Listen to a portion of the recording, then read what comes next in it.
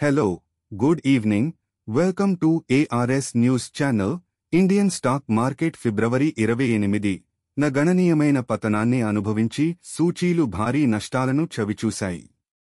సెన్సెక్స్ 1.9% తగ్గి 73,198 వద్ద ముగిసింది. నిఫ్టీ 1.8% తగ్గి 22,124 వద్ద ముగిసింది.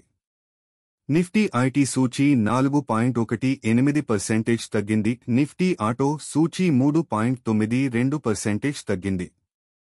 ఎఫ్ఎంసీజీ 2.62% తగ్గింది. నిఫ్టీ ఎనర్జీ సూచీ 2.09% తగ్గింది. నిఫ్టీ ఇన్ఫ్రాస్ట్రక్చర్ సూచీ 2.06% తగ్గింది. హెచ్సిఎల్ టెక్నాలజీస్ లిమిటెడ్ 3.45% తగ్గింది.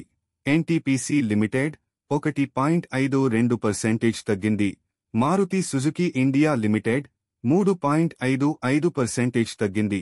పతనానికి కారణాలు: అమెరికా అధ్యక్షుడు డొనాల్డ్ ట్రంప్ కెనడా, మెక్సికో నుండి దిగుమతులపై శీఘ్రంగా టారిఫ్లు విధిస్తామని ప్రకటించడంతో ప్రపంచవ్యాప్తంగా వాణిజ్య ఉద్రిక్తతలు పెరిగాయి.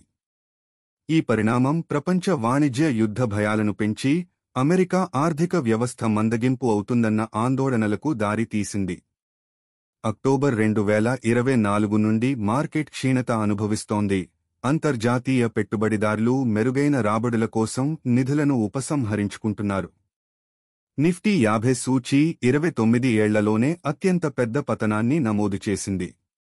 ఇది వరుసగా 5వ నెల పతనమవుతోంది. సెప్టెంబర్ గరిష్ట స్థాయి నుండి 15% పడిపోయి $1 ట్రిలియన్ పెట్టుబడి విలువను నష్టాలను చవిచూశాయి. పెట్టుబడిదారులు మార్కెట్ అస్థిరత కారణంగా జాగ్రత్తగా వ్యవహరించి ప్రపంచ ఆర్థిక పరిణామాలను అప్రమత్తంగా గమనించాలని సూచిస్తున్నారు. Thanks for watching.